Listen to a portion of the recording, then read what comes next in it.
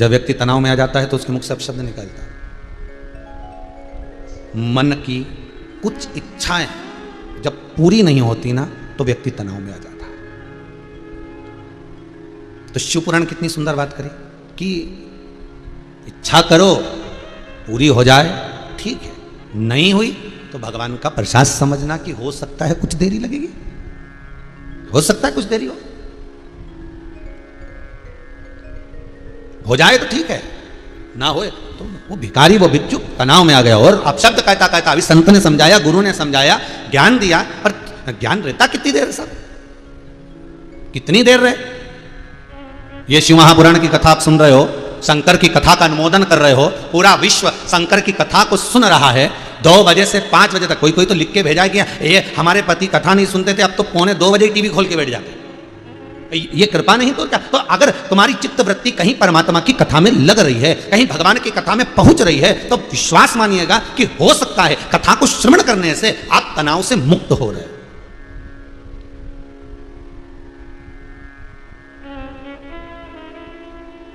घंटों तक बैठे तनाव मुक्त करने के लिए। किसी गुरुजी ने कहा आंखें बंद कर लो, मौन हो जाओ, अब देखो ऊपर चढ़ते जा रहे हो। अब वो आंख बंद करके विचार कर रहा है फैक्ट्री में रामकिशन आया कि नहीं आया।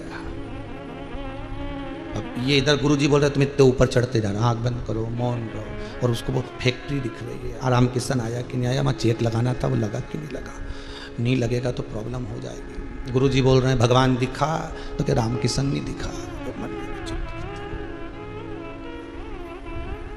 इतने तनाव में मनुष्य रह रहा है और उस तनाव के भीतर परमात्मा को खोजने का प्रयास करेगा। तनाव से अगर कोई मुक्त कर सकता है तो वो सदगुरु कर सकता है। जब ज्ञान की बातें कहे और आपके सम्मुख में ये बात कहकर परमात्मा की ओर मोड़ दे और आपसे कहे कि आप एक काम करो, जिस चीज में तुम्हारी चित्त वृत्ति लग रही है सबसे पहले जाकर वही काम करो, सबसे पहले।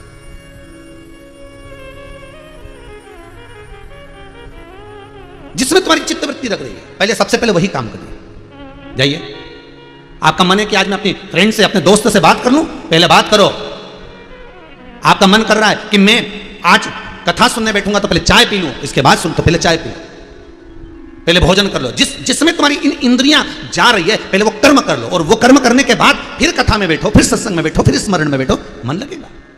क्योंकि मन ये बड़ा विचित्र घोड़ा है जी, इसमें लगाम लगना बड़ा कठिन है। हर कभी भाग जाता, हर कभी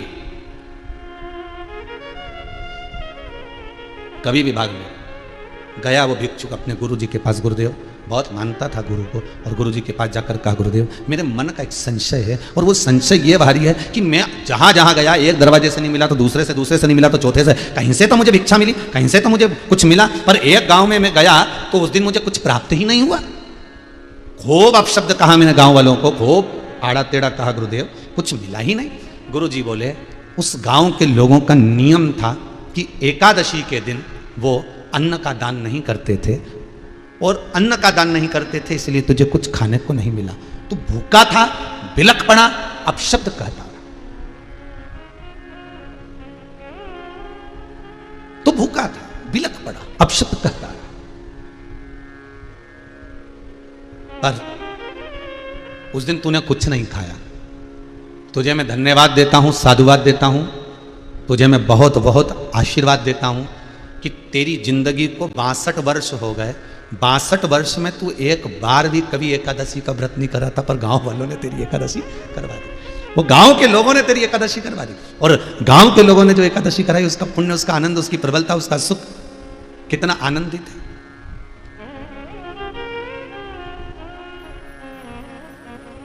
उसका पुण्य कितना आनंदित है। और जब उस पुण्य की प्रखलता, उस पुण्य की प्रबलता, उस पुण्य की श्रेष्ठता जब तेरे खाते में गई, उस पुण्य की प्रबलता जब तेरे पास पहुंची, तो वो पुण्य का आनंद तेरी 7 पीढ़ियों को तार दिया। तेरे माता पिता, तेरे दादा दादी, तेरे पूर्वज जो इस परम आनंद सुख को, एकादशी के सुख को, जब घर का कोई बुजुर्ग जाता है जब घर का कोई बुजुर्ग शांत हो जाता है, जब घर का कोई बुजुर्ग मर जाता है, उसके मरने के बाद एकादशी का दान दिया जाता है। पर तूने अपनी जिंदगी में कभी ना तो अपने माँ बाप को एकादशी दी, ना तूने जिंदगी में कभी अपने दादा दादी को एकादशी दी, ना तूने कभी जिंदगी में कोई सत्कर्म करा। अरे कम से कम तेरे पूर्वजों पर यह बड़ी कृपा हो गई कि तेरे द्वारा भूल से हो गई, पर एक एकादशी तो हो गई। आज 30 स्पर्शा एकादशी है। कल कथा में कहा था आज इतने लोगों ने एकादशी का व्रत करा, जिनने कभी नहीं रखा उनने भी आज रखा। भले तो कई लोग बोले हम नियम की नहीं करते, हम ये हमेशा नहीं करते, तो क्या एक कर सकते? बिल्कुल करो, जरूरी है? कोई जरूरी है कि ये कोरोना की दवा तुम हर महीने खाओ? अरे बोलो तो जल्दी।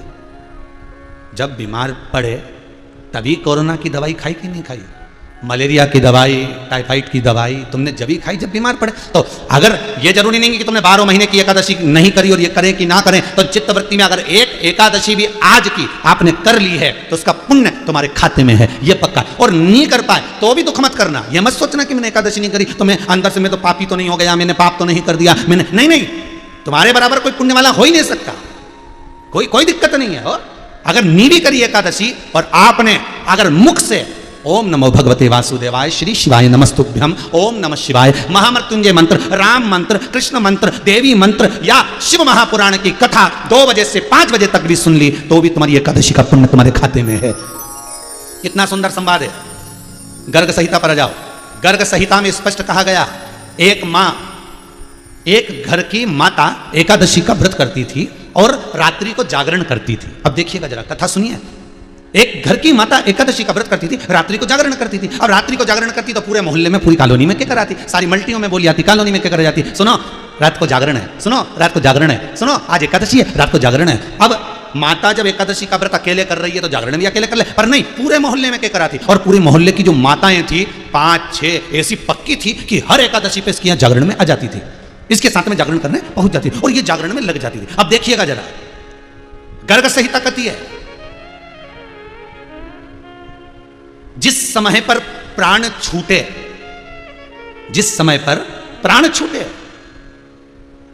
वो एकादशी का व्रत करने वाली माता के, और वो जा रही थी और एकादशी माता के धाम में जब पहुंची है, बैकुंठ से 3 सीढ़ी नीचे एकादशी का स्थान, तो एकादशी स्थान पर जब वो पहुंची है और एकादशी स्थान पर जाकर क्या देखती है कि पूरे मोहल्ले की जो बुजुर्ग माताएं थी जो उसके जागरण में आती थी वो सब भी वहां पर मौजूद हैं। तो उसने एकादशी माता से कहा, एकादशी से कहा कि हे वैकुंठनाथ, हे नारायण, ये बताओ कि इन्होंने तो कभी एकादशी नहीं करी, फिर ये यहाँ क्या कर रहे हैं? तो बस ये रात्रि को जो कीर्तन करती थी ना, भले दिन भर चरती थी पर रात को कीर्तन करती थी और तेरे साथ करती थी, इसलिए एकादशी का तेरा करा हुआ पुण्य इनके खाते में आ गया और इनको ये धाम प्राप्त हो गया। अब आपसे भी निवेदन है, तो आप ये मत सोचना कि आपने व्रत करा, सबसे अच्छा काम करा, आपसे व्रत आज का बन गया, उससे बढ़कर कोई काम नहीं, उससे बढ़कर कोई आनंद नहीं। और मान लो अगर व्रत कोई बीमारी के कारण, कोई कारणवश तुमसे भूख नहीं रहा गया, भूखा नहीं रहा और तुमने नहीं करा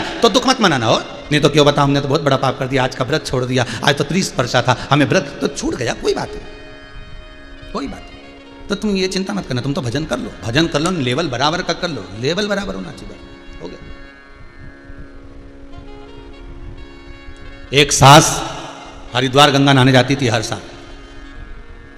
बहू बड़ी दुखी रहती थी कि मेरे को तो कभी नहीं ले जाती। बहू इतनी चतुर थी, उसके घर में जो गंगा जी की बोतल हर साल सास भर के लाती थी, उसका ढक्कन भर पानी तवेले में डाल के उसी में बैठ जाती थी। सास गंगा की डुबकी लगाए, ये भगोने में पानी भरा उसमें ही नहाती जाए, हर हर गंगे, हर हर गंगे। अब सास इतनी खुश कि मैं जब मरूंगी तो बैकुंठ जाऊंगी क्योंकि मैंने खूब गंगा नहाई। पर इससे पहले कोई कारण हो गया, कोई बीमारी ऐसी हो गई कि बहू को जली गई और बहू गई। इसके बाद जब सास मरी तो सास सबसे पहले जब मरकर ऊपर गई तो इसने बहू को जो बैकुंठ में देखा तो उसको चक्कर आ गए, ये तू कहाँ से आ गई? तूने तो कभी गंगा नहीं नहाई, तूने तो कभी तीर्थ गई नहीं, गंगा नहाई नहीं, फिर तू यहाँ कैसे आ गई? तो बहू बोली तुम गंगा नहाती थी, मैं ढक्कन में गंगा जल भरकर भगोने में डाल के स्नान कर। मन चंगा तो कठोते में गंगा, और मन ही चंगा नहीं तो कठोते। मन अगर श्रेष्ठ है तो तनाव से मुक्त हुई। आपकी एकादशी अगर करवा दी गई है तो उस भिखारी को, उस भिक्षुक को गुरु कह रहे हैं, उन गांव वालों को साधुवाद देकर, उन गांव वालों को धन्यवाद देकर, उन गांव वालों को जाकर आशीर्वाद देकर कि तेरे बल पर, तुम्हारे बल पर आज मेरा एकादशी का व्रत हो गया। धन्य है साहब, धन्य। बड़ी कृपा करी है साहब, बड़ी दया करी जो आज हमारे भगवत स्मरण हो गया, भगवत नाम।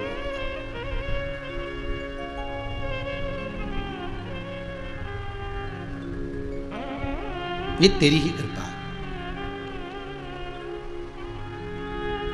और जब तक तू कृपा ना करे तब तक दुनिया का कोई कार्य नहीं हो सकता, कोई कार्य नहीं। बड़ी कृपा, बड़ी दया, बड़ी करुणा। शिव महापुराण की कथा कर रही है। तारकासुर के 3 पुत्र हैं, तारकाक्ष, विदुम्माली और कमलाक्ष की। इन तीनों ने विचार करा, पिता तारकासुर मर गए, चले गए, अगर हम देवताओं से देश करेंगे तो देवता तो हमें मार देंगे। पहले अपन उस लेवल में आ जाएं कि इन देवताओं के मारने से भी ना मरे, तो पहले वो अपना बल हम एकत्रित कर लें, अपना बल हम एकत्रित कर लें। अगर हमने वो बल एकत्रित नहीं करा तो हम भी मारे जाएंगे। फिर निवेदन करूंगा, तारकासुर के पुत्र तारकाक्ष, विदुम्माली और कमलाक्ष की कथा शिव महापुराण में क्यों लिखी गई कि आप कोई भी कार्य करने से पहले अपने आप को पहले इतना प्रबल कर लो कि अगर मान लो थोड़ा बहुत दुख तकलीफ कष्ट मिल भी जाए तो झेल सको, झेल सको। ये जो वैक्सीन लगाई जा रही है, टीके लगाए जा रहे हैं कोरोना के, महामारी के, ये क्यों लगाया जा रहा है? उसका कारण क्या है? 2 डोज क्यों लगाया जा रहा है? इसलिए लगाया जा रहा है कि आपकी बॉडी, आपका शरीर इतना प्रबल हो जाए कि अगर वो महामारी, वो वायरस आपके भीतर प्रवेश भी करे तो ये शरीर पर से निकल जाए और फेफड़ों तक ना पहुंचे।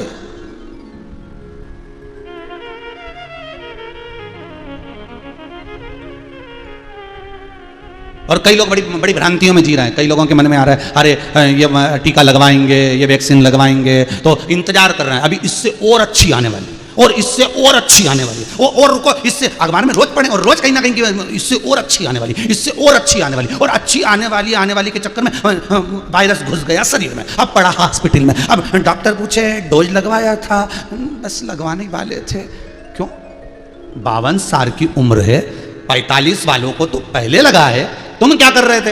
बस इंतजार में थे अच्छी आने। ये उसी में की हाल है महाराज। एक व्यक्ति को कहा गया कि इस गुलाब के फूल के बगीचे में जाइए और सबसे सुंदर फूल को तोड़ कर लाइए, जाओ, जो सबसे सुंदर फूल होगा उसको तोड़ कर लेकर आना। भेज दिया बगीचे में, और गुलाब के फूल के बगीचे में जब व्यक्ति गया, उसने जाते सी देखा इतना बड़ा गुलाब का फूल, इतना सुंदर, उसने कहा तोड़ लूं। और उसने विचार करा, अंदर जाता हूं, इतना बड़ा बगीचा है, इससे अच्छे और होंगे। पर उससे कहा गया एक रास्ते से निकल कर चले गए तो वापिस उस रास्ते पे मत आना, बस उसी रास्ते पे चलते जाना, वापिस पलट कर आओगे तो मर जाओगे, भस्म हो जाओगे। उसने कहा ठीक है, चलता गया, इतना सुंदर गुलाब का फूल, पर अभी नहीं तोड़ूंगा, इससे अच्छा और आगे होगा। और आगे गया, उससे बड़ा मिला, कितना सुंदर है, तोड़ लेता हूं, पर इससे अच्छा और आगे हुआ था। और आगे गया, और आगे जाकर देखा बहुत सुंदर फूल था, और आगे गया, और उसने सोचता सोचता और अच्छा मिलेगा, और अच्छा मिलेगा, और अच्छा मिलेगा, और मालूम पड़े गेट के पास में आ गया, वापिस जा नहीं सकता। और वहां पे जो फूल लगा था ऐसा इतना सा, और वो की भी पंखड़ियां सब मुरझाई हुई थी। उसने सोचा क्या करो, वापिस जा नहीं सकते, आखिरी में वही फूल तोड़कर लेकर आना पड़ा, वही फूल तोड़कर लेकर आना पड़ा।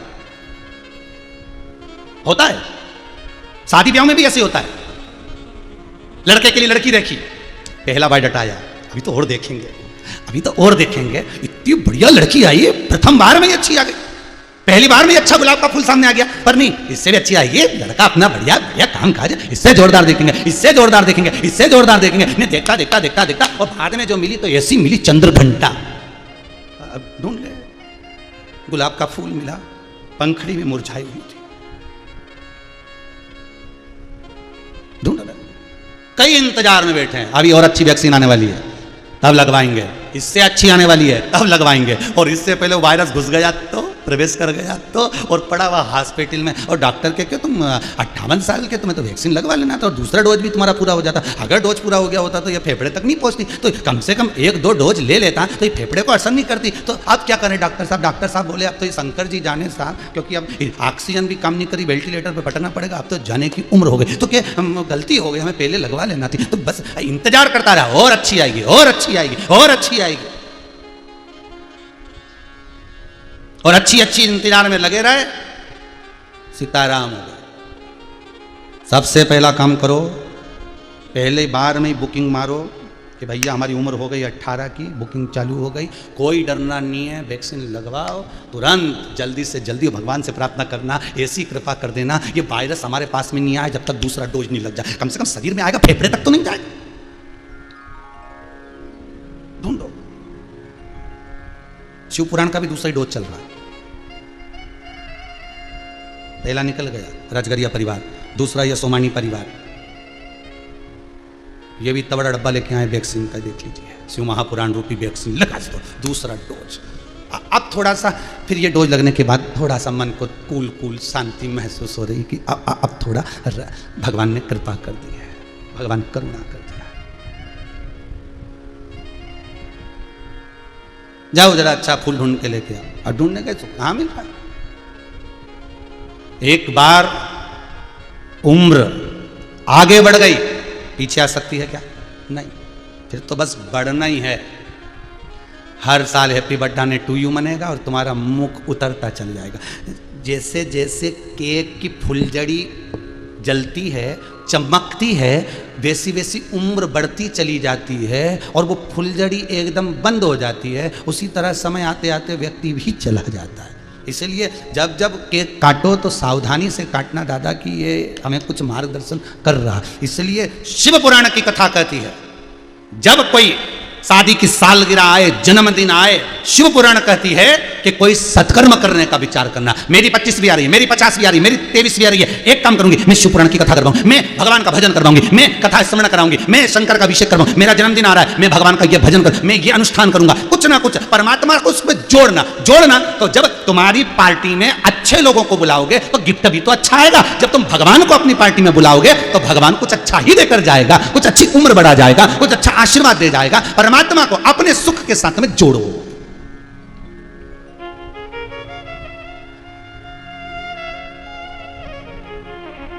उस परमात्मा को जोड़ने का प्रयास करो। आपका जन्मदिन है, आपकी शादी की सालगिरह, मैं शादी की सालगिरह मनाऊंगी और पहले शिव महापुराण की कथा, मैं भगवत स्मरण कराऊंगी, मैं कथा के अंतर्गत ही अपना शादी की सालगिरह, जन्मदिन सब उसी के अंतर्गत मना। भगवान को जोड़ लिया, पार्टी में बुला लिया। भगवान भी सोचे ऐसे थोड़ी ना जाएंगे, गिफ्ट थोड़ा भारी लेकर जाएंगे। तो किसी ने पूछा क्या गिफ्ट लेकर जा रहा है, तो भगवान विष्णु ने कहा पहले यमराज से मिलकर आता हूँ, पूछ के आता हूँ कि इसकी उम्र कितनी है। तो यमराज ने कहा ये इसकी उम्र तो इतनी सी, बच जाएगा इतनी उम्र। भगवान बोले फिर तो हम पार्टी में जा रहे हैं और हम जा रहे हैं तो उम्र तो बढ़ा के आएंगे, चाहे कुछ भी जाए। लक्ष्मी यमराज बोले तो तुम जाओ मत ही, तो क्या बुलाया, कथा ही ऐसी रखी कि जाना ही पड़ेगा। तो भगवान भी कहे फिर ठीक है उम्र बढ़ाया, बाकी का देखेंगे। तो इसकी उम्र का क्या करें, तो क्या फिर दूसरे की उठा लाना, इसके छोड़, खत्म। उसको जोड़ लो, उसको अपना बना लो। और जिस दिन परमात्मा अपना हो गया, जिस दिन भगवान अपना, कभी कभी कहा करो तुम्हारे घर में मेहमान आते हैं तो तुम तुरंत कह देती हो ये देखो ये वाला रूम जो है ना बेटे का है, अच्छा वो वाला हमारा है, अच्छा। और ये जो हॉल है ना ये भी बहुत बढ़िया बनवाया बच्चों ने। और ये जो भगवान है इसमें जो छोटा वाला ठाकुर जी है ना लड्डू गोपाल, ये हमारी सास के हाथ का है, ये हमारी सास के हाथ का, ये हमारी सास का है। तुम्हें कहना चाहिए था ये मेरे भगवान की बड़ी कृपा हुई है, सासू माँ के ठाकुर जी की सेवा मुझे मिली है। वो चली गई और सेवा मुझे दे गई। और जब से ये ठाकुर, जब से ये शंकर, जब से ये देवता मेरे यहाँ पर हैं, सारा सुख मेरी जिंदगी को मिल गया। इनकी सेवा मुझे मिली। ये मेरे हैं, ये मेरे अपने हैं, ये दूसरे के नहीं, मेरे अपने। पहले अपने आप को बलवान बनाओ। तारकासुर के 3 बेटे तारकाक्ष, विदुमाली और कमलाक्ष के तीनों अपने आप को बलवान बना रहे हैं। पहले इतना तप, इतनी साधना, इतना बल इकट्ठा कर रहे हैं कि इन बल के भरोसे पर फिर हम युद्ध कर सकते हैं देवताओं से भी। पहले बल इकट्ठा करो। कोई काम करने से पहले अपने मन को पहले दृढ़ बनाओ, पक्का बनाओ। थोड़े दिन किराने की दुकान कर ली, जैसे ही उसमें ऊंची नीची हुई छोड़ दी। फिर कपड़े की दुकान कर ली, वो छोड़ दी। फिर कहीं लकड़ी का काम कर लिया, वो छोड़ दिया। अरे एक करो पर मन को प्रबल बनाकर करो, एक करो। एक गुरुजी ने अपने चेलों से कहा 2 से जाओ नीचे 50 फीट का गड्ढा खोदना और 1 लोटा पानी भर के लाओ पीने के लिए। चले गए गड्ढा खोदने के लिए, पानी लेकर आओ, जाओ 50 फीट खोद लेना, पानी लेकर आ जाओ। एक गया तो वो यहाँ भी खोद लिया, वहाँ भी खोद लिया, वहाँ भी खोद लिया, वहाँ भी खोद लिया, पानी नहीं मिला। और एक था तो खोदता गया, 50 फीट आ गया पर पानी नहीं निकला, तो और खोदता गया, पानी और नहीं निकला, और खोदता गया। आखिरी में पानी मिला, लोटा भर के गुरुजी के पास आया। गुरुदेव ने पूछा लिया आया बेटा? आओ ये लो पानी। दूसरे से पूछा तू नहीं लाया, तो कि मैंने तो 10 जगह मैंने खोद कर देखा पर पानी नहीं निकला। तो गुरुजी ने पूछा कितनी जगह खोदा, कि 10 जगह खोदा, और उसने एक जगह खोदा। शिव महापुराण की कथा कहती है एक साधे सब सधे, एक का भजन इतना कर लो, एक का स्मरण इतना कर लो कि फिर वही तार दे, इतना उसका मनन चिंतन कर लो। कभी यहाँ से पानी निकाल रहे, कभी वहां से निकाल रहे, कभी इस देवता के यहाँ चले गए, कभी उस देवी के यहाँ चले गए, कभी वहां चले गए, कभी वहां चले गए, और इतने खड्डे खोद लिए, इतने खड्डे खोद लिए कि पानी कहीं से नहीं निकला। आखिरी में फिर एक खड्डा मन में आया कि अब जो खोदूंगा तो आखिरी तक खोदूंगा। फिर मन लग गया कि अब कुछ नहीं करना, अब शंकर का भजन करना, इसके सिवा कुछ नहीं।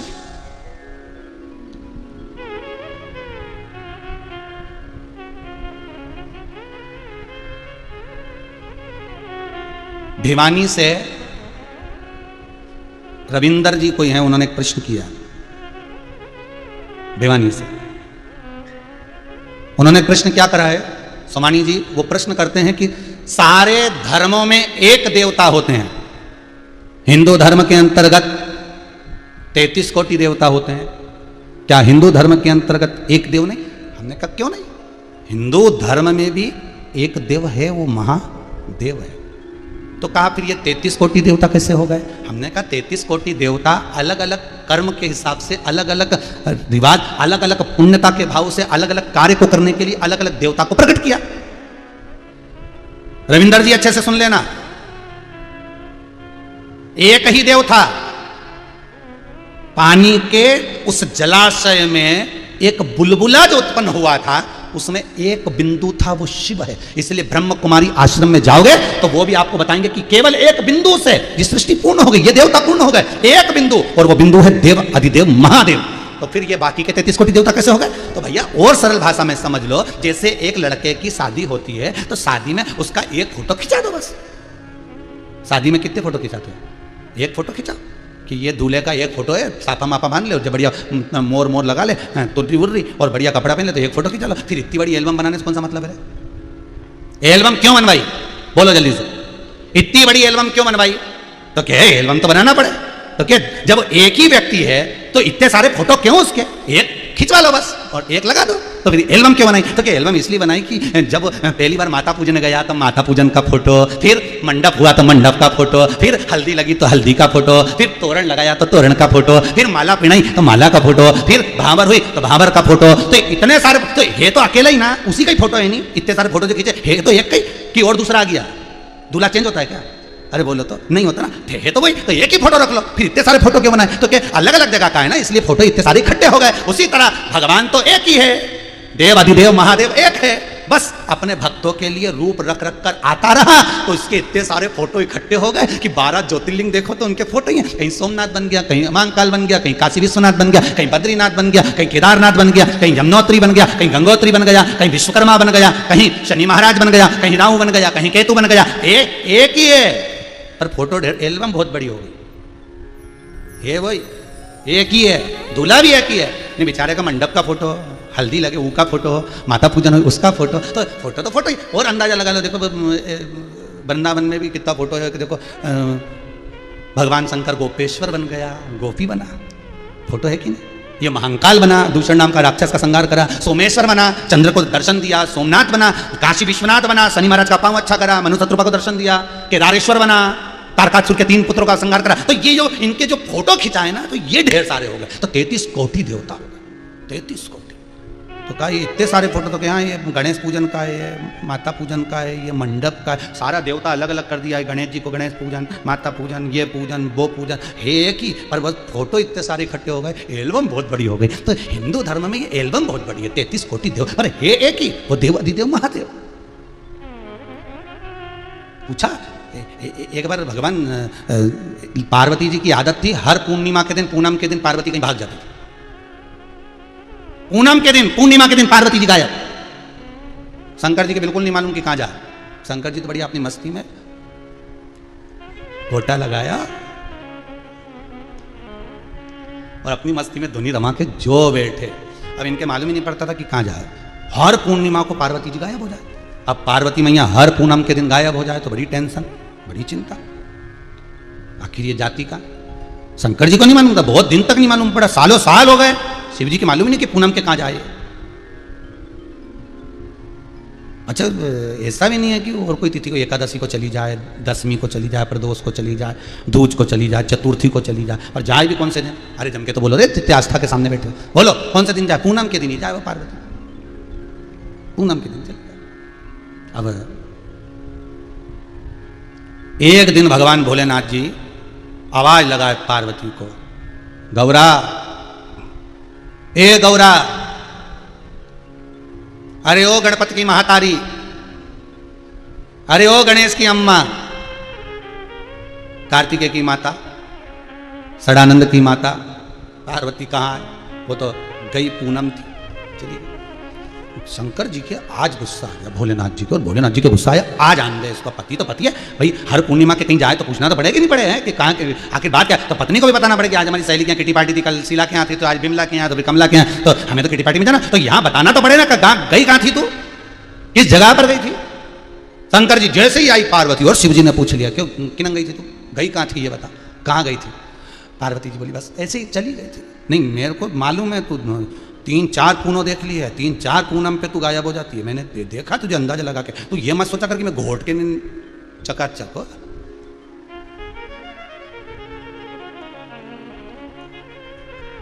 तो ये मत सोचना कि मैं जानता नहीं हो, मेरे को सब मालूम है। अच्छा ये जितने नशे करने वाले होते हैं ना, कि याददाश्त थोड़ी, लोग कहते हैं कमजोर होती है, पर महापक्के होते हैं बिल्कुल। एक वो उज्जैन में महाकाल का भगत, और ले घोटा लगा के भांग पी के रोज जाए प्रतिदिन, और एक सामने शंकर जी का मंदिर, और उसको प्रणाम करे, हर हर महादेव, और कहता हुआ चलेगा। उसका नियम था। अब भादों का महीना आ गया, भादों के महीने में वो शंकर जी के मंदिर में अच्छी झांकी माकी सजा के लोगों ने गणेश जी को बिठा दिया। बैठते ही है गणेश जी महाराज, गणेश जी बैठ गए। अब ये अच्छा भांग भांग पी के आया, और इसने देखा बता गजब हो गया, शंकर जी कहाँ चले गए? अकेले ही मन में बात कर रहा है, शंकर जी गायब। अब इसका नियम था कि रोज प्रणाम करता था, रोज नमन करता था, पर आज शंकर जी दिख ही नहीं रहे। गणेश जी बैठ गए झांकी लगा के, बढ़िया बहुत देर तक देखा, झांका, इधर गया उधर गया, झांकता रिया, मंदिर के पीछे गया आगे गया, पर शंकर जी नहीं मिले, डोलता रिया ये बढ़िया। आखिरी में इसने देखा नहीं दिख रहा है, तो जाता जाता बोला, पिताजी से कह देना मैं आया था। चला गया, पिताजी से कह देना, प्रबलता थी। अब शिवजी बोले तू हर पूनम को चली जाती है, बता कहाँ जाती है? पार्वती जी बोली मैं तो यही, मैं कहाँ जाऊंगी? पार्वती जी बात को टाल दे, नहीं नहीं नहीं नहीं नहीं, सत्य बता तू कहाँ जाती है? पार्वती जी नहीं। शिव जी को गुस्सा आ गया, अब पति है तो पूछेगा ही ना जाती कहाँ है, और वो भी हर पूनम, कभी दसवीं को जाए, चतुर्थी को जाए, तीज को जाए, एकम को, पर पूनम को ही तू गायब होती है, जाती कहाँ है बोल, कहाँ जाती पूनम के दिन? पार्वती जी बोली वृंदावन जाती हूँ। वृंदावन? हाँ, तो वहाँ काय को जाए तू? वृंदावन में तेरा क्या काम? वहाँ पे पूनम के दिन रास होता है। रास क्या होता है? कि माँ गोपियाँ नाचती हैं कन्हैया के साथ। अच्छा, कन्हैया कौन? तो क्या तुम्हें नहीं मालूम? भगवान। अच्छा, भगवान नाचते? अच्छा। तो शंकर जी बोले फिर मेरे को क्यों नहीं ले गई? पार्वती जी बोली ले जाने को तो ले जाती, पर दिक्कत ये है कि तुम्हें नाचना नहीं शिव जी बोले मेरे को नाचना नहीं आता। नहीं, पार्वती जी बोली आता तो है, पर जैसे वो धीरे धीरे एक जैसे बिल्कुल, देखना कभी जैसे वो 26 जनवरी पे 15 अगस्त पर पीटी नहीं होती, 1 2 3 4। अब इस पीटी में जिस व्यक्ति को नहीं आता, और वो एक व्यक्ति भी अगर गड़बड़ कर दे तो एकदम दिख जाता कि इसका हाथ सही नहीं किया, सब ऐसा करे और इसने ऐसा कर दिया तो हाथ गड़बड़ हुआ कि नहीं। तो पार्वती जी बोली तुम्हें ले जाने में तो दिक्कत नहीं है, पर दिक्कत इतनी सी बात है वो बिल्कुल आराम आराम से ठुमके लगा लगा के धीरे धीरे नाचते हैं, और तुम तांडव वाले एक ही पाँव धर दिया तो गजब हो गया। तो दादा ऐसा काम मैं करूँ नहीं, और तुमको मैं लेके जाऊँगा, सीधी बात। तुम अपने कैलाश। शंकर जी बोले ऐसा कोई फालतू की बात नहीं होती, अगली पूनम पे नहीं जान दूंगा अगर मेरे को नहीं लेके गई तो। पार्वती जी बोली कैसे लेके जाऊँ, तुम खुद बताओ। शंकर जी बोले तू भी तो जाती है। तो पार्वती जी बोली वहाँ कोई पुरुष नहीं रहता, सारी स्त्री। शंकर जी बोले तो अच्छा ऐसा है तो एक काम कर मुझको भी स्त्री बना दे। पार्वती जी बोली बनाने को बना, तो ये इतना बड़ा ये ततैया का झुट्टा लगा, इसका क्या करूँगी? ये इतनी बड़ी तो तुमने चोटी बढ़ा के रखी है, इसका क्या? शंकर भगवान बोले तो चिंता मत कर, मेरे पास तो इतने जोरदार जोरदार पार्लर वाले अब भी आएंगे, बांध के जाएंगे। और शंकर जी ने बुलाया नंदी को, नंदी को बुला कर जरा ये चोटी जो है ना इसको जरा सही साट कर दे। और नंदी ने जो चोटी बनाई तो उस पर 2 चोटी बना दी, उससे बड़ी बाल जा रहा वहाँ। पार्वती जी बोली तुम्हारे हाथ जोड़ो, तुम रेंदो, पूनम और चतुर्थी यहीं मना लो, तुम तो रेंदो। हम तुम गए तो पूनम तो जाएगी कहीं यमुना जी में, अमावस्या जाएगी गंगा जी में, तुम रहने दो, तुम्हें नहीं ले जा रहा। शंकर भगवान बोले तो अगली पूनम के तू भी नहीं जाएगी, पूनम पे तो तू नहीं जाएगा, चल पक्का। या तो जाएगा तो शंकर जी साथ जाएगा, तेरे को साथ में मैं चलूंगा, और मेरे को तू सजा कर। तो पार्वती जी बोली फिर ये नंदी को हटाओ, भृंगी को हटाओ, श्रृंगी को हटाओ, सबको हटा के पार्वती जी ने बाल लिए तो उनको धोया तो धोते धोते ही पार्वती जी के 4-5 दिन निकल गए। 4-5 दिन निकलते पूनम पास में आ गई। पार्वती जी बोली पूनम हमारी, शिव जी बोले तू धोए जा। अब बाल धो धुआ के सुखा के पार्वती ने जूड़ा बांधा, जूड़ा बांध के इनके पार्वती जी ने अपने कपड़े दिया। अब पार्वती ऐसी दुबरी पतरी, अब इस उंगली की अंगूठी को इस उंगली में डालोगे तो कहाँ से जाएगी है? अब पार्वती के ऐसे दुबरे पतरे लहंगा चोली और शंकर जी को दे दिए पहनने के लिए। शंकर जी ने जो पहने तो ये कहूँ चोली के छप चरचर होकर टूट गया। पार्वती जी बोली गजब प्रभु। शंकर जी बोले पार्वती बोली क्या? शिव जी बोले अच्छा बड़े बड़े कपड़े लाना। तो पार्वती जी बोली मेरे पास जो होगा वही तो दूंगी, तुम मंगवा लो। शिव जी बोले किसके कपड़े बोलवाऊं बता।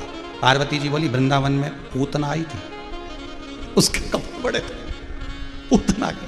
अब पूतना थी भी प्रबल, जब मरी थी हाथ रस में पूतना का हाथ गिरा था, अलीगढ़ में छाती गिरी थी, आगरा में गला गिरा था पूतना का, इतनी विकराल थी पूतना, तो कपड़े कितने विकराल होंगे। तो तुम उसके बोल। शंकर भगवान बोले हम किसी के पहने पुनाए कपड़े नहीं पहनते, हमारे कपड़े खुद आ जाएंगे। और शंकर जी ने डमरू बजाया तो स्वयं विश्वकर्मा जी सामने आकर खड़े हो गए। बोलो प्रभु के तुमने अभी तक बहुत सारे मकान बनाए, घर बनाए, सब बनाया, अब एक काम करो हमारा कपड़ा बना के लाओ। विश्वकर्मा जी बोले ये कहाँ की डिजाइन बनाने की बात कर रहे हो, कपड़ा बना के लाओ। भगवान फिर भी विश्वकर्मा जी ने वस्त्र बुलवाए, भगवान शिव ने पहन लिए, श्रृंगार कर लिया, झामार झुमके सब पहन के शंकर जी जो चले। और शंकर जी चले तो ऐसे चले जैसे तुम कोई पुरुष से लेकिन चले दादागिरी में। और शंकर जी ऐसे, पार्वती बोले रुको यहीं वापिस बैठ जाओ। ऐसे चलोगे तो लोग समझ जाएंगे कि तुम स्त्री नहीं हो। शिव जी बोले तो चलते कैसे बता। तो पार्वती ने कहा ऐसे सिर पे ऐसे पल्लू लो बढ़िया, ठीक है, और धीरे से मुस्कुराओ और ऐसे कमर हिलाते हिलाते चलो। अब शंकर भगवान जैसी कमर हिलाते हिलाते चले तो अब इनको कमर भी हिलाना नहीं आया तो पूरे ही हिल जा रहा है। अब पूरे हिल जाए, पार्वती का वापिस बैठो। शिव जी बोले अब क्या हुआ? तो क्या तुम्हें चलना ही नहीं आ रहा? शंकर भगवान बोले अच्छा मैं वहां पे सब चल लूंगा, तू तो चल पूना में आज चल। नहीं पूनम जान दो, तुम ऐसे चलोगे तो सब काम बिगाड़ दोगे, तुम्हें चलना नहीं आता क्या? अब स्त्री की चाल और पुरुष की चाल अंतर तो रहे कि नहीं रहे। भगवान शंकर चलिए, अब वो लहंगा यूं धोले, अब वो 36 कली का लहंगा तो कहीं यहाँ जाए चलने में, कहीं वहाँ जाए। शंकर जी ने उठाया नीचे से बांध के पीछे खोस लिया। अल्ले पार्वती जी बोली रुको वापिस रुको, ये क्या करा, ये क्या करा है? शंकर जी बोले वो उलझ रहा था।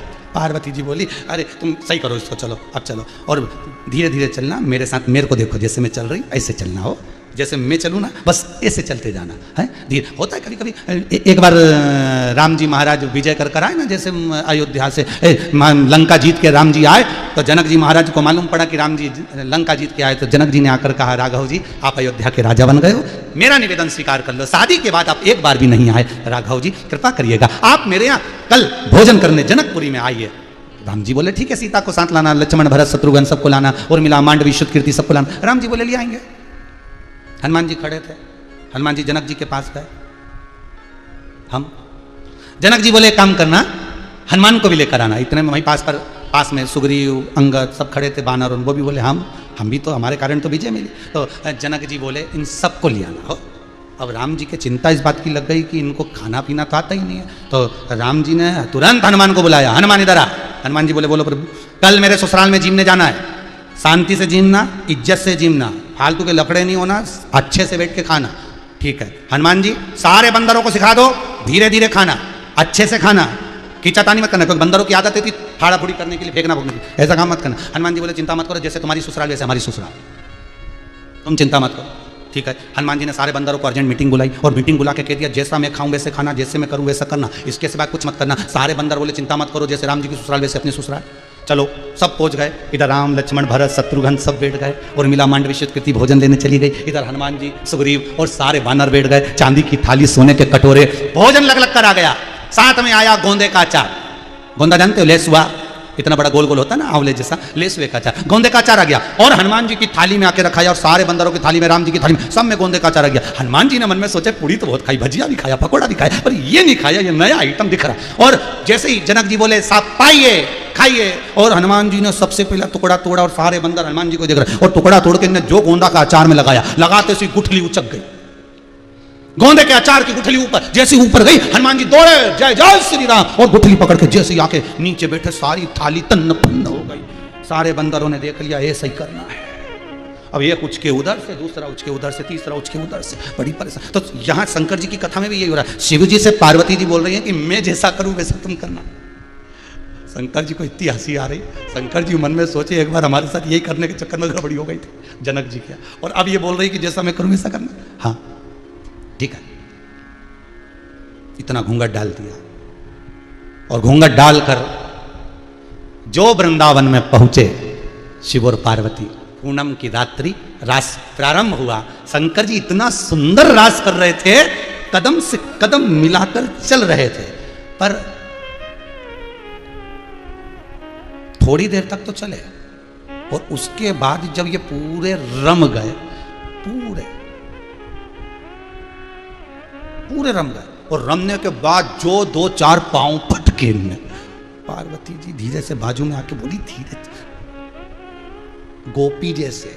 शिव जी बोले गड़बड़ी हो रही क्या, पांव बहुत तेज तेज पटक रहे हो, रास गरबे में जरा धीरे धीरे। शंकर जी ने जो पटका, एक हाथ इधर से लेके इधर घुमा ही रहे थे तो इधर वाली 3-4 पटक दी उधर और उधर वाली पटक दी उधर। पार्वती कन्हैया समझ गए कोई अलग से आया है, कोई अलग से आया है,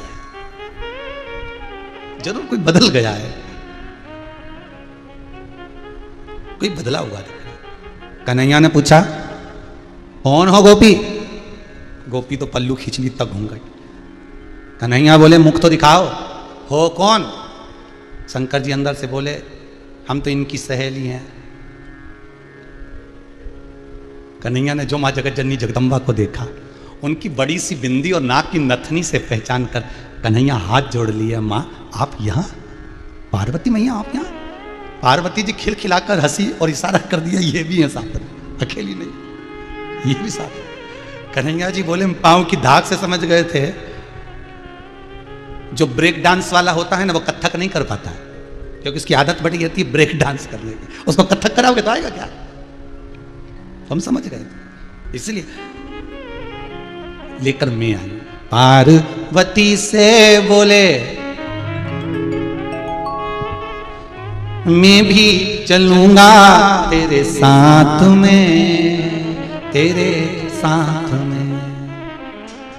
राधा संग श्याम नाचे मैं भी नाचूंगा तेरे साथ में, तेरे साथ में।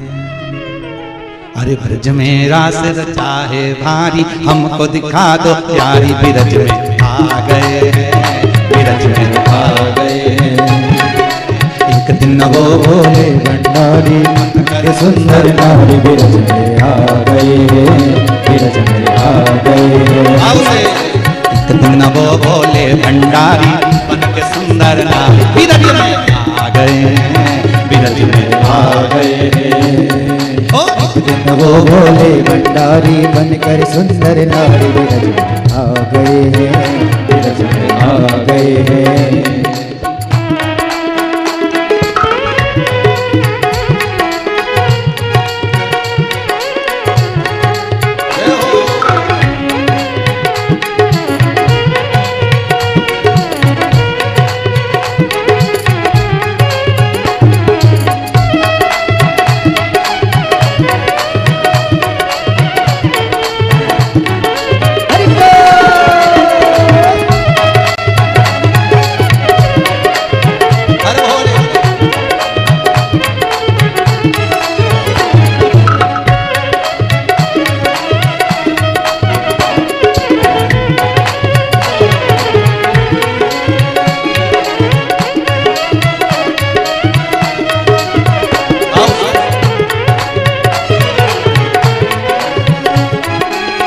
पार्वती से बोले मैं भी चलूंगा तेरे साथ में, तेरे साथ में।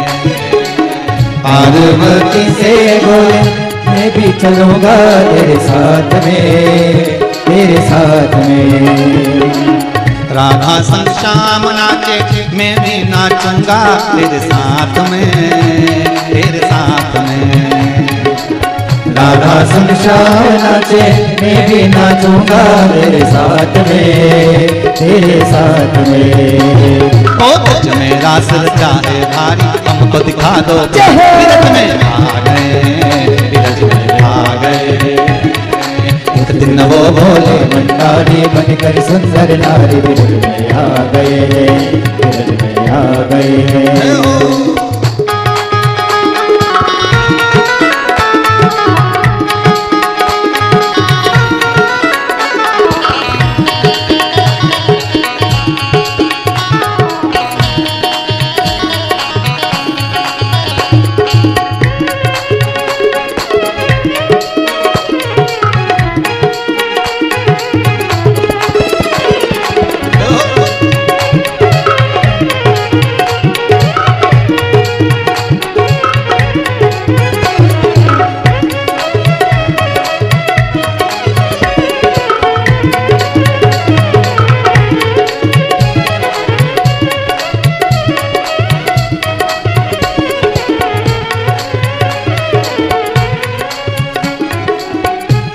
के सिवा कोई पुरुष न जावे उस रास में, उस रास में। कान्हा के सिवा कोई पुरुष न जाए उस रास में, उस रास में। ऐसा बताना मुझे मेरी सहेली मेरे साथ में, मेरे साथ में। ऐसा बताना मुझे मेरी सहेली मेरे साथ में, मेरे साथ में। ओ बांध के चूड़ा पहन के साड़ी चाल चले मतवा विरज में आ गए, विरज में आ गए। बांध के चूड़ा पहन के साड़ी चाल चले मतवा विरज में आ गए हैं, विरज में आ गए हैं। एक दिन वो भोले भंडारी बनकर सुंदर नारी विरज में आ गए, विरज में आ गए। एक दिन वो भोला भंडारी बनकर सुंदर नारी विरज में आ गए हैं, विरज में आ गए हैं। बांध के जोड़ा पहन के साड़ी चाल चले मतवाल विरज में आ गए, विरज में आ गए। बांध के जोड़ा पहन के साड़ी चाल चले मतवाल विरज में आ गए हैं, विरज में आ गए हैं। शिव जी को भगवान कृष्ण पहचान लिए। शंकर जी गोपी का रूप रख कर गए थे, इसलिए भगवान का नाम गोपेश्वर पड़ गया। अब देखिए, है तो वही शंकर। जितने लोग कथा सुन रहे हो ध्यान से सुनिएगा, है वो एक ही शिव, वही सोमनाथ, वही महाकाल, वही विश्वनाथ, वही केदारेश्वर, वही भीमाशंकर, वही नागेश्वर, वही हर जगह पर रहने वाला मेरा मल्लिका अर्जुन हो, चाहे गोपेश्वर हो, चाहे भूतेश्वर हो, है वो एक ही। कभी नारायण बन गया, कभी ब्रह्मा बन गए, कभी इंद्र बन गए, कभी जलदेव, कभी वरुण देव, कभी गरुण देव। ये है एक ही दूल्हा, पर फोटो अलग अलग जगह के हैं, इसलिए एल्बम बड़ी हो गई है। नहीं तो है तो एक ही, और वो देव अधिदेव महादेव है, वो कोई दूसरा नहीं है, एक ही है। दूल्हा एक ही है, बस फोटो अलग अलग जगह के, मंडप के, माता पूजन के, हल्दी के, इसके। उसी तरह देवता एक ही है, बस। जो अमृत पिए देव, जो विष पिए वो महादेव। जगत का बाप है, जगत का पिता। साधारण है क्या?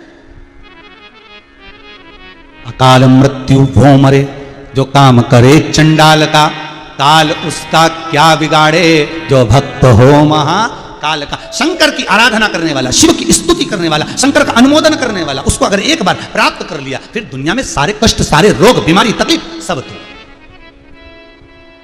अभी 3 दिन पहले किसी एक व्यक्ति को अटैक आया, उसका फोटो होगा समीर जी के पास में, हॉस्पिटल से फोटो भेजा।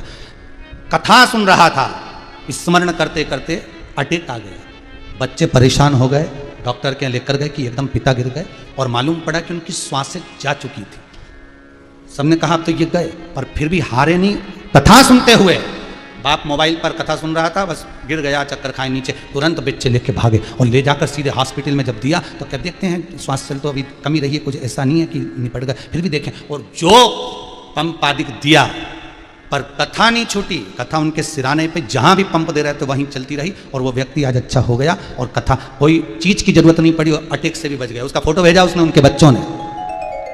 समीर जी के पास हो तो आस्था चैनल पर दिखाओ, हॉस्पिटल में बैठ, और अभी भी कथा नहीं छोड़ रहा, 1 सेकंड की ना छूटे। शंभु है, शंकर है, स्मरण।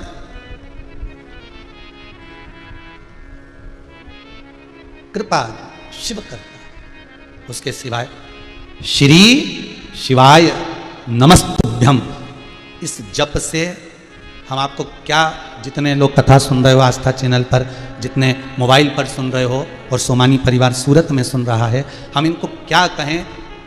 आप लोगों को अगर कभी व्हाट्सअप के सारे मैसेज पढ़ने के लिए दें तो आप पढ़ते रहोगे दिन रात कि हमने ये करा था, हमको ये फल मिल गया, हमने ये कथा सुनी, उसमें हमने ऐसा अनुष्ठान किया, हमें ये फल मिल गया।